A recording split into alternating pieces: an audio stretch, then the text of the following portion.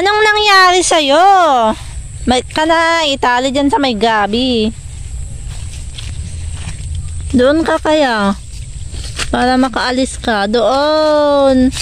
Ang hirap sa mga kambing na to kung saan sila nagsisisiksik. Umikot ka doon.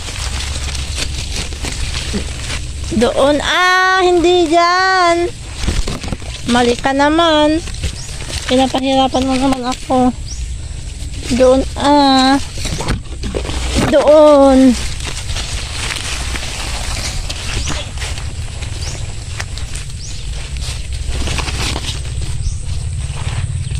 Yan, nakaalis na siya. Ano ba yan? Pinagod mo pa ako. Ang problema kasi maraming kahoy dito at mga pananim. Kaya dapat binabantayan palagi.